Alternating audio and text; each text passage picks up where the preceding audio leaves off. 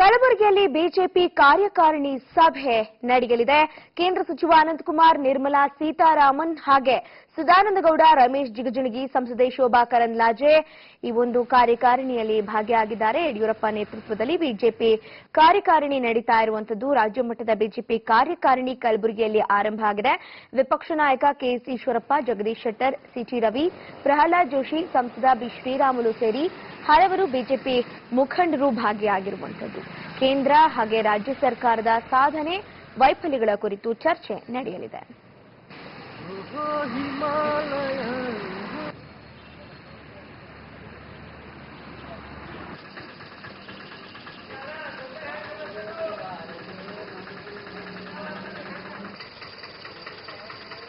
ಹದಿನಾಲ್ಕು ವರ್ಷಗಳ ನಂತರ ಕಲಬುರಗಿಯಲ್ಲಿ ಕಾರ್ಯಕಾರಿಣಿ ಸಭೆ ನಡೀತಾ ಇರುವಂತದ್ದು.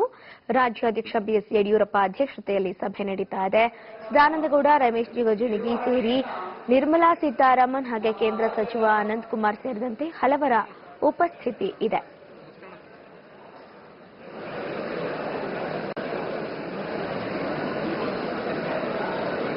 ಭಾರತೀಯ ಜನತಾ ಪಕ್ಷಕ್ಕೆ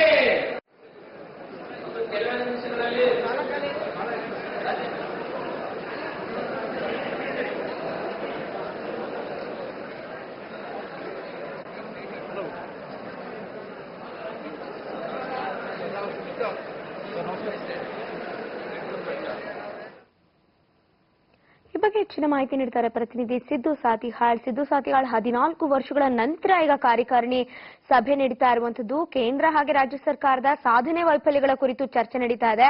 ಆದ್ರೆ ಒಂದೇ ವೇದಿಕೆಯಲ್ಲಿ ಈಗ ಈಶ್ವರಪ್ಪ ಹಾಗೆ ಯಡಿಯೂರಪ್ಪ ಅವರು ಇರುವಂತದ್ದು ಮತ್ತೆ ಏನಾದ್ರೂ ಭಿನ್ನಮತ ಸ್ಫೋಟ ಆಗಬಹುದಾ? ಒಂದ್ ರೀತಿ ವೈರುಧ್ಯ ಕಾಣ್ತಾ ಇರುವಂತದ್ದು. ಇಬ್ಬರ ನಡುವಿನ ವೈಮನಸ್ಯ ಇಷ್ಟು ಜಗಜ್ಜಾಹೀರಾತಾಗಿದ್ದು ಈಗ ಕಾರ್ಯಕಾರಿಣಿ ಬೇರೆ ನಡೀತಾ ಇದೆ. ಏನಾಗ್ತಿದೆ ನಿಜಕ್ಕೂ ಬಿಜೆಪಿಲಿ ಅಂತ ಗೊತ್ತಾಗ್ತಾ ಇಲ್ಲ.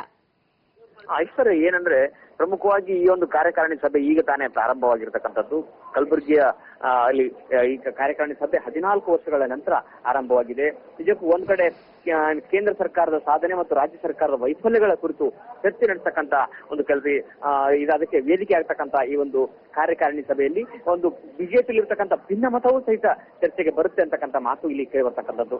ಈಗ ಏನು ಈಶ್ವರಪ್ಪ ಹೇಳಿರ್ತಕ್ಕಂಥದ್ದು ಬೆಳಿಗ್ಗೆ ಮಾಧ್ಯಮದಲ್ಲಿ ಮಾತಾಡಿ ಏನು ನಮ್ಮ ಹತ್ರ ಸ್ವಲ್ಪ ಮಟ್ಟಿನ ಭಿನ್ನಮತ ಇದೆ, ನಾವು ನಮ್ಮ ವೇದಿಕೆಯಲ್ಲಿ ಬಗೆಹರಿಸಿಕೊಳ್ತೇವೆ, ಆದ್ರೆ ಈ ಒಂದು ವೇದಿಕೆ ಇಲ್ಲಿ ಅಂತ ಚರ್ಚೆ ಬರಲ್ಲ ಅಂತಕ್ಕಂಥ ಮಾತನ್ನು ಹೇಳಿದ್ದಾರೆ. ಅದು ಶ್ರೀರಾಮುಲು ಅವರು ಹೇಳಿದ್ದು, ಇಲ್ಲ ಇಂಥ ಎಲ್ಲಾ ವಿಚಾರಗಳಿಗೆ ಸಂಬಂಧಪಟ್ಟಂಗೆ ಇಲ್ಲಿ ಒಂದು ಚರ್ಚೆ ಆಗುತ್ತೆ, ಇಲ್ಲಿ ಒಂದು ಪರಿಹಾರನ ಕಂಡ್ಕೊಳ್ತೀವಿ ಅಂತಕ್ಕಂಥ ಮಾತನ್ನ ಕೆಲವು ನಾಯಕರು ಆಡ್ತಾ ಇದ್ದಾರೆ. ಆದ್ರೆ ಈ ಕಾರ್ಯಕಾರಿಣಿ ಸಭೆ ಈ ಬಿಜೆಪಿಯ ಭಿನ್ನಮತವನ್ನ ಹೋಗಲಾಡಿಸ್ತಾ ಅಥವಾ ಯಾವ್ಯಾವ ರೀತಿಯಲ್ಲಿ ಚರ್ಚೆ ಆಗುತ್ತೆ ಅಂತಕ್ಕಂಥದನ್ನ ಮುಂದೆ ಕಾದು ನೋಡ್ಬೇಕಾಗಿದೆ. ನಿಜಕ್ಕೂ ಕುತೂಹಲ ಹುಟ್ಟಿಸಿದೆ ಸಿದ್ದು ಸಾತಿಹಾಳ್. ಯಾಕಂದ್ರೆ ಬೇರೆ ಬೇರೆ ಕಡೆ ಇದ್ದಾಗೆ ಒಂದ್ ರೀತಿ ವ್ಯತಿರಿಕ್ತವಾದಂತಹ ಹೇಳಿಕೆಗಳನ್ನ ನೀಡೋದು, ಒಬ್ಬರ ಮೇಲೆ ಆರೋಪಗಳನ್ನ ಮಾಡುವಂತದ್ದು ಮಾಡ್ತಾ ಇದ್ರು. ಆದ್ರೆ ಇಲ್ಲಿ ಕೇಂದ್ರ ಸಚಿವರು ಕೂಡ ಇದ್ದಾರೆ, ಕೇಂದ್ರದ ಮುಖಂಡರ ಮಧ್ಯೆ ಕೂಡ ಇದು ಬಗೆಹರಿಯತ್ತಾ ಅನ್ನುವಂಥದ್ದು ಈಗ ಇದ್ದಿರುವಂತಹ ಪ್ರಶ್ನೆ. ಬಗೆಹರಿಯೋ ನಿಟ್ಟಿನಲ್ಲಿ ಏನು ಯಾವ ರೀತಿ ಸಭೆ ಮಾಡಬಹುದು, ಯಾವ ರೀತಿ ಮೀಟಿಂಗ್ ಅಲ್ಲಿ ಇದಕ್ಕೆ ಪರಿಹಾರ ಕಂಡುಕೊಳ್ಬಹುದು, ಯಾರ್ಯಾರೆಲ್ಲ ಇರಬಹುದು ಈ ಮೀಟಿಂಗ್ ಅಲ್ಲಿ ಅಂತ?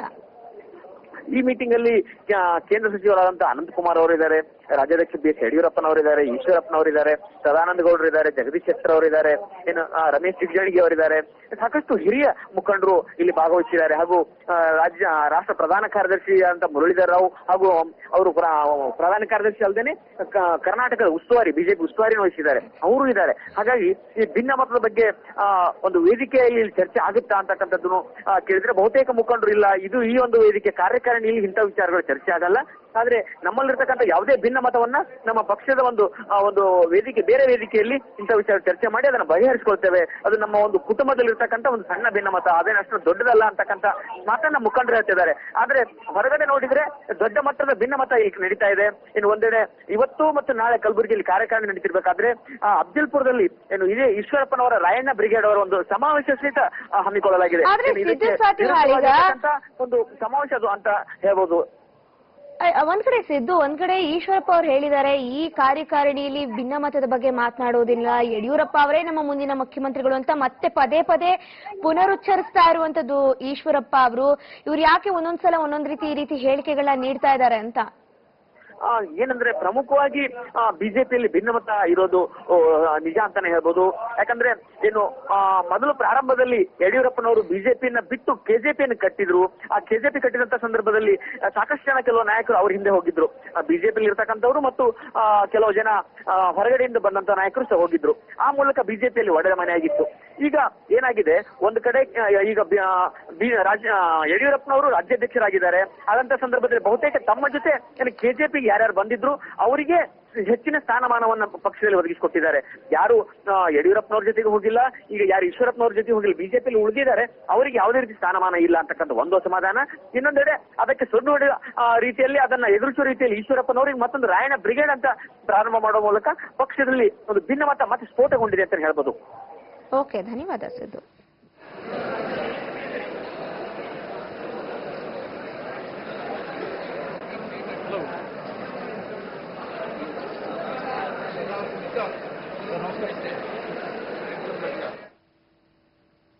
ಇನ್ನು ಬಿಜೆಪಿ ಅತೃಪ್ತರ ಪಟ್ಟಿಯಲ್ಲಿ ನಾನಿಲ್ಲ. ಅಧ್ಯಕ್ಷರ ವಿರುದ್ಧ 24 ಜನ ಶಾಸಕರು ಅತೃಪ್ತಗೊಂಡು ಪತ್ರ ಬರೆದಿರೋದು ಹಾಗೆ ಪಕ್ಷದಲ್ಲಿ ಗೊಂದಲ ಇರೋದು ಸತ್ಯ ಅಂತ ಈಶ್ವರಪ್ಪ ಕಲಬುರಗಿಯಲ್ಲಿ ಹೇಳಿಕೆ ನೀಡಿರುವಂತದ್ದು. ಪಕ್ಷದ ವೇದಿಕೆಯಲ್ಲಿ ನಾವು ಗೊಂದಲವನ್ನ ಬಗೆಹರಿಸಿಕೊಳ್ತೀವಿ, ಆದ್ರೆ ಇವತ್ತು ನಡೆಯೋ ಕಾರ್ಯಕಾರಿಣಿಯಲ್ಲಿ ಈ ಒಂದು ವಿಷಯ ಚರ್ಚೆಗೆ ಬರೋದಿಲ್ಲ. ವೈಫಲ್ಯಗಳ ಕುರಿತು ಚರ್ಚೆಯನ್ನ ಮಾಡಲಾಗುತ್ತೆ ಮಾತ್ರ. ಯಡಿಯೂರಪ್ಪ ಅವರೇ ನಮ್ಮ ಮುಂದಿನ ಮುಖ್ಯಮಂತ್ರಿಗಳು ಅಂತ ಈಶ್ವರಪ್ಪ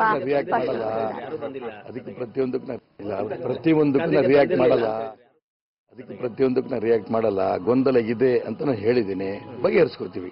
ನನಗೆ ಸಂಬಂಧನೇ ಇಲ್ಲ. ಯಾರು ಪತ್ರ ಬರೆದಿದ್ರೋ ಆ ಪತ್ರ ಬರೆದವ್ರಿಗೆ ಅವ್ರು ಕರೆದಿದ್ರು, ಅವ್ರು ಯಾಕೆ ಹೋಗಿಲ್ಲ ಅಂತ ಅವ್ರಿಗೆ ಕೇಳಬೇಕು. ನಾನು ಪತ್ರಕ್ಕೆ ಸಹಿನೂ ಮಾಡಿಲ್ಲ, ನನಗೆ ಸಭೆಗೂ ಕರೀಲಿಲ್ಲ, ನಾನು ಹೋಗಿಲ್ಲ. ಇಲ್ಲ, ಅವ್ರು ಪ್ರತಿಯೊಂದಕ್ಕೂ ರಿಯಾಕ್ಟ್ ಮಾಡಲ್ಲ. ಪ್ರತಿಯೊಂದಕ್ಕೂ ರಿಯಾಕ್ಟ್ ಮಾಡಲ್ಲ. ಗೊಂದಲ ಇದೆ ಅಂತ ನಾನು ಹೇಳಿದ್ದೀನಿ, ಬಗೆಹರಿಸ್ಕೊತೀವಿ. ನನಗೆ ಸಂಬಂಧನೇ ಇಲ್ಲ. ಯಾರು ಪತ್ರ ಬರೆದಿದ್ರೋ ಆ ಪತ್ರ ಬರೆದವ್ರಿಗೆ ಅವ್ರು ಕರೆದಿದ್ರು, ಅವ್ರು ಯಾಕೆ ಹೋಗಿಲ್ಲ ಅಂತ ಅವ್ರಿಗೆ ಕೇಳಬೇಕು. ನಾನು ಪತ್ರಕ್ಕೆ ಸಹಿನೂ ಮಾಡಿಲ್ಲ, ನನಗೆ ಸಭೆಗೂ ಕರೀಲಿಲ್ಲ, ನಾನು ಹೋಗಿಲ್ಲ. ಇಲ್ಲ, ಅವ್ರು ಪ್ರತಿಯೊಂದಕ್ಕೂ ರಿಯಾಕ್ಟ್ ಮಾಡಲ್ಲ. ಪ್ರತಿಯೊಂದಕ್ಕೂ ರಿಯಾಕ್ಟ್ ಮಾಡಲ್ಲ. ಗೊಂದಲ ಇದೆ ಅಂತ ನಾನು ಹೇಳಿದ್ದೀನಿ, ಬಗೆಹರಿಸ್ಕೊತೀವಿ. ನನಗೆ ಸಂಬಂಧ. ರಾಜ್ಯ ಸರ್ಕಾರದ ವಿರುದ್ಧ ಬಿ ಶ್ರೀರಾಮುಲು ವಾಗ್ದಾಳಿಯನ್ನ ನಡೆಸಿದ್ದಾರೆ. ಇನ್ನು ಶ್ರೀರಾಮುಲು ಅವರು ಏನ್ ಹೇಳಿದ್ದಾರೆ ಈ ಬಗ್ಗೆ ನಮ್ಮ ಪ್ರತಿನಿಧಿ ಸಿದ್ದು ಸಾತಿಹಾಳ್ ಸಂದರ್ಶನವನ್ನ ನಡೆಸಿದ್ದಾರೆ. ಬನ್ನಿ ನೋಡೋಣ. ಇಂದು ಬಿಜೆಪಿಯ ರಾಜ್ಯ ಕಾರ್ಯಕಾರಿಣಿ ಸಭೆ ಕಲಬುರಗಿಯಲ್ಲಿ ನಡೀತಾ ಇದೆ.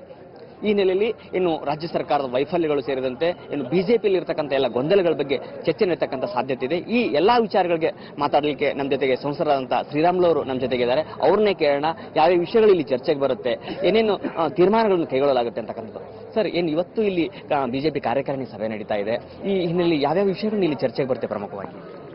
ಭಾರತೀಯ ಜನತಾ ಪಾರ್ಟಿ ಇವತ್ತು ಕಲಬುರಗಿಯಲ್ಲಿ ನಡೀತಾ ಇರುವಂತಹ ಈ ಕಾರ್ಯಕಾರಿಣಿ ಸಭೆಯಲ್ಲಿ ಇವತ್ತು ಕರ್ನಾಟಕ ರಾಜ್ಯದಲ್ಲಿ ಕಾಂಗ್ರೆಸ್ ಪಕ್ಷ ಅಧಿಕಾರಕ್ಕೆ ಬಂದು 3.5 ವರ್ಷಗಳು ಕಳೆಯುತ್ತಾ ಇದೆ.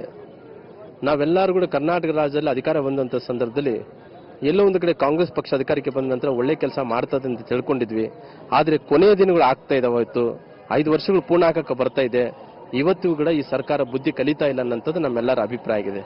ಒಂದು ಕಡೆ ಎದಕ್ಕೋಸ್ಕರವಾಗಿ ಮಾತನ್ನು ಮಾತಾಡಬೇಕಾದ್ರಿಗಿನ ಇಡೀ ಕರ್ನಾಟಕ ರಾಜ್ಯದಲ್ಲಿ ತಾವೆಲ್ಲರೂ ಕೂಡ ನೋಡ್ತಾ ಇದ್ರಿ. ಇಡೀ ಕರ್ನಾಟಕ ರಾಜ್ಯ ಬೀದರ್ದಿಂದ ಚಾಮರಾಜನಗರ ಕೂಡ ಬರಗಾಲ. ಇವತ್ತು ಎಲ್ಲಿ ನೋಡಿದ್ರೆ ಕೂಡ ಇವತ್ತು ಸಾಕಷ್ಟು ಸುಮಾರು 10,000 ಹಳ್ಳಿಗಳಿಗೆ ಕುಡಿಲಿಕ್ಕೆ ನೀರಿಲ್ಲ. ಜಾನುವಾರುಗಳೆಲ್ಲರೂ ಕೂಡ ಕಸಾಯಿಖಾನೆ ಪಾಲಾಗ್ತಾ ಇದಾವೆ. ಇವತ್ತು ರೈತರೆಲ್ಲರೂ ಕೂಡ ಗ್ರಾಮ ಪ್ರದೇಶಗಳನ್ನ ಬಿಟ್ಟು ಪಟ್ಟಣ ಪ್ರದೇಶಕ್ಕೆ ವಲಸೆ ಹೋಗ್ತಾ ಇದ್ದಾರೆ. ಇವತ್ತು ರೈತರೆಲ್ಲರೂ ಕೂಡ ಇವತ್ತು ಮಕ್ಕಳೆಲ್ಲರೂ ಕೂಡ ಶಿಕ್ಷಣದ ವಂಚಿತರಾಗಿ ಎಲ್ಲೆಲ್ಲೋ ಕೆಲಸಕ್ಕೆ ಹೋಗ್ತಾ ಇದ್ದಾರೆ. ಇವತ್ತು ಪ್ರಾಣವನ್ನು ಕಳ್ಕೊಂತ ಇದ್ದಾರೆ. ಇಂಥ ಸಂದರ್ಭದಲ್ಲಾಗಲಿ ಸರ್ಕಾರಕ್ಕೆ ಎಲ್ಲೊಂದು ಕಡೆ ಬುದ್ಧಿ ಬರ್ತದೆ ಅಂತ ತಿಳ್ಕೊಂಡಿದ್ವಿ. ಇವತ್ತು ಕೊನೆ ದಿನಗಳು ಆಗ್ತಿರೋ ಕೂಡ ಇವತ್ತು ಸರ್ಕಾರಕ್ಕೆ ಬುದ್ಧಿ ಬರ್ತಾ ಇಲ್ಲ ಅನ್ನೋದು ಫಸ್ಟ್ ಮೊದಲನೇ ಅಂಶ. ಇವತ್ತು ರೈತರು ಆತ್ಮಹತ್ಯೆ ಮಾಡ್ಕೊಂಡಂತ ಸಂದರ್ಭ ಭಾರತೀಯ ಜನತಾ ಪಾರ್ಟಿ ಡಿಮ್ಯಾಂಡ್ ಏನಿದೆ, ರೈತರು ಮಾಡಿದಂತ ಸಾಲವನ್ನು ಮನ್ನಾ ಮಾಡ್ರಿ ಅಂತ ಹೇಳಿ ಒತ್ತಾಯ ಮಾಡಿದ್ವಿ. ಇವತ್ತು ಆತ್ಮಹತ್ಯೆ ತಡೀತತೆ, ರೈತರು ಮಾಡಿದಂತ ಸಾಲವನ್ನು ಮನ್ನಾ ಮಾಡ್ಬೇಕಂತ ಹೇಳಿ ಕೇಳ್ತಾ ಇದ್ರು ಕೂಡ ಈ ಸರ್ಕಾರಕ್ಕೆ ಕಿವಿ ಕೇಳ್ತಾ ಇಲ್ಲ, ಕಣ್ಣು ಇವತ್ತು ಕಾಣ್ತಾ ಇಲ್ಲ, ಬಾಯಿ ಮಾತಾಡ್ಲಕ್ ಬರ್ತಾ ಇಲ್ಲ ಅಂದ್ರೆ ಈ ಸರ್ಕಾರ ಕಣ್ಣು ಕಿವಿ ಮೂಗಿಲ್ಲ ಬಾಯಿ ಇಲ್ಲಾರ್ದಂತ ಕುರುಡು ಸರ್ಕಾರ ಆಗಿದೆ, ಕಿವಿಲ್ಲಾರ್ದಂತ ಕಿವುಡು ಸರ್ಕಾರ ಆಗಿದೆ ಅಂತ ಮಾತನ್ನು ಹೇಳಬೇಕಾಗುತ್ತೆ. ಹಂಗಾಗಿ ರೈತರು ಮಾಡಿದಂತ ಸಾಲವನ್ನು ಮನ್ನಾ ಮಾಡಬೇಕು. ಆಕಸ್ಮಿಕವಾಗಿ ರೈತರು ಮಾಡಿದಂತ ಸಾಲವನ್ನು ಮನ್ನಾ ಮಾಡಲಿದ್ರೆ ಮುಂದಿನ ದಿನಮಾನಗಳಲ್ಲಿ ನಮ್ಮ ಹೋರಾಟ ಹೆಂಗಿರ್ಬೇಕನ್ನಂಥದ್ದು ನಾವೆಲ್ಲರೂ ಕೂಡ ನಾವು ನೋಡ್ಬೇಕಾಗುತ್ತೆ. ಇವತ್ತು ಇಡೀ ಕರ್ನಾಟಕ ರಾಜ್ಯದ ಚಿತ್ರವನ್ನು ನೋಡ್ಬೇಕಾದ್ರೆ ಇವತ್ತು ತಾವೆಲ್ಲರೂ ಕೂಡ ನೋಡ್ತಾ ಇದ್ರಿ. ಇವತ್ತು ಇಡೀ ಕರ್ನಾಟಕ ರಾಜ್ಯದಲ್ಲಿ ಕಾಂಗ್ರೆಸ್ ಸರ್ಕಾರ ಅಧಿಕಾರಕ್ಕೆ ಬಂದ ನಂತರ ಸಿದ್ದರಾಮಯ್ಯರು ಏನಿರ್ತದೆ ಸತ್ಯ ಹರಿಶ್ಚಂದ್ರನೇ ಅವರ ಮನೆಯಿಂದ ಪ್ರಾರಂಭ ಆಗಿದೆ ಅನ್ನೋ ರೀತಿಯಲ್ಲಿ ಅವರು ಪ್ರಾರಂಭ ಮಾಡಿದರು. ಆದ ನಂತರ ಕರ್ನಾಟಕ ರಾಜ್ಯದಲ್ಲಿ ಯಾವ ರೀತಿಯಲ್ಲಿ ಇವತ್ತು ಭ್ರಷ್ಟಾಚಾರ ಅಂದ್ರಿಗಿನ ಇವತ್ತು ಎಲ್ಲಾ ಇಲಾಖೆಗಳಲ್ಲಿ ಭ್ರಷ್ಟಾಚಾರ ಇವತ್ತು ತಾಂಡವಾಡ್ತಾ ಇದೆ. ಇವತ್ತೇನು ಬಿಜೆಪಿಯಲ್ಲಿ ಪ್ರಮುಖವಾಗಿ ಒಂದ್ ಕಡೆ ರಾಜ್ಯ ಸರ್ಕಾರದ ವೈಫಲ್ಯ ಆದ್ರೆ ಬಿಜೆಪಿಯಲ್ಲಿ ಸಹಿತ ಬಹುತೇಕ ಬಂಡಾಯ ಕೇಳಿ ಬರ್ತಾ ಇದೆ. ಎಲ್ಲೆಡೆ ಈಶ್ವರಪ್ಪನವರು ಮತ್ತು ಯಡಿಯೂರಪ್ಪನವರು ಒಂದಾಗಿ ಏನು ಅದನ್ನ ಏನು ಕಾಂಗ್ರೆಸ್ ಸರ್ಕಾರದ ಲಾಭವನ್ನು ಪಡೆಯಲು ಬಿಜೆಪಿನೂ ಸಹಿತ ವಿಫಲ ಆಗ್ತಾ ಇದೆ ಅಂತಕ್ಕಂಥ ಮಾತು ಸಹಿತ ಕಾರ್ಯಕರ್ತರಲ್ಲಿ ಇರತಕ್ಕಂಥ ಭಾರತೀಯ ಜನತಾ ಪಕ್ಷ ಸನ್ಮಾನ್ಯ ಯಡಿಯೂರಪ್ಪರನ್ನಂತ ವ್ಯಕ್ತಿ ಇಡೀ ಕರ್ನಾಟಕ ರಾಜ್ಯಕ್ಕೆ ಒಂದು ಶಕ್ತಿ. ನಮ್ಮ ಭಾರತೀಯ ಜನತಾ ಪಾರ್ಟಿ ಕೂಡ ಒಂದು ದೊಡ್ಡ ಶಕ್ತಿ. ನಮ್ಮ ಕಾರ್ಯಕರ್ತರು ಕೂಡ ಒಂದು ರೀತಿ ಅವರು ದೊಡ್ಡ ಶಕ್ತಿ ಇದ್ದಂಗೆ. ಇವತ್ತು ಎಲ್ಲ ಒಂದು ಕಡೆ ಸಣ್ಣ ಪುಟ್ಟ ವ್ಯತ್ಯಾಸಗಳಿಂದ ಈಶ್ವರಪ್ಪರು ಮತ್ತು ಇವತ್ತು ನಮ್ಮ ಯಡಿಯೂರಪ್ಪರ ಮಧ್ಯೆ ಒಂದು ಸಣ್ಣ ಪುಟ್ಟ ವ್ಯತ್ಯಾಸಗಳು ಏನಿತ್ತು ನಮ್ಮೆಲ್ಲರೂ ಕೂಡ ಗೊತ್ತಿದೆ. ಇದು ಎಲೆಕ್ಷನ್ ಅನೌನ್ಸ್ ಆದಂಥ ಸಂದರ್ಭದಲ್ಲಿ ಯಾವ ಕೂಡ ನಮ್ಮ ಕಾರ್ಯಕರ್ತರು ಯಾವ ನೋಡಲ್ಲ. ಭಾರತೀಯ ಜನತಾ ಪಾರ್ಟಿ ಯಡಿಯೂರಪ್ಪರ ನೇತೃತ್ವದಲ್ಲಿ ಇವತ್ತು ಚುನಾವಣೆ ನಡೀತದೆ. ಖಂಡಿತವಾಗಿ ನಮ್ಮ ಸರ್ಕಾರ ಅಧಿಕಾರಕ್ಕೆ ಬರುತ್ತೆ ಅನ್ನೋ ವಿಶ್ವಾಸ ಇದ್ರು ಕೂಡ ಎಲ್ಲೋ ಒಂದು ಕಡೆ ಗೊಂದಲ ಏನಿದೆ ಅವರು ಮಾತಾಡೋಕೆ ಅವಕಾಶ ಸಿಕ್ಕಿಲ್ಲ.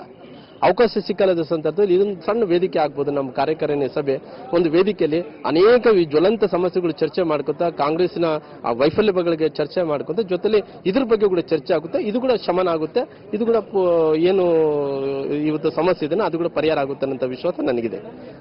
ಇದು ಏನು ಶ್ರೀರಾಮುಲು ಅವರ ಮಾತು. ಏನು ಈ ಇವತ್ತಂತ ಕಾರ್ಯಕಾರಿಣಿ ಸಭೆಯಲ್ಲಿ ಏನು ಬಿಜೆಪಿಯಲ್ಲಿ ಇರ್ತಕ್ಕಂಥ ಗೊಂದಲಗಳ ಬಗ್ಗೆ ಏನು ಚರ್ಚೆ ನಡೆಯುತ್ತೆ. ಈ ಎಲ್ಲ ವಿಷಯಗಳಿಗೂ ಸಹಿತ ಒಂದು ಶ್ರೀಕಾರ ಹಾಕ್ತಕ್ಕಂಥ ಈ ಒಂದು ಚರ್ಚೆಗೆ ಈ ಒಂದು ಕಲಬುರಗಿಯಲ್ಲಿ ಇರತಕ್ಕಂಥ ಏನು ರಾಜ್ಯ ಕಾರ್ಯಕಾರಿಣಿ ಸಭೆ ವೇದಿಕೆ ಆಗುತ್ತೆ ಅಂತಕ್ಕಂಥ ಮಾತನ್ನು ಅವ್ರು ಹೇಳ್ತಿದ್ದಾರೆ. ಕ್ಯಾಮರಾಮನ್ ಶಿವಶಂಕರ್ ಕಲ್ಶೆಟ್ಟಿ ಜೊತೆ ಸಿದ್ದು ಸಾತ್ಯಾಳ್, ಜನಶ್ರೀ ನ್ಯೂಸ್, ಕಲಬುರಗಿ.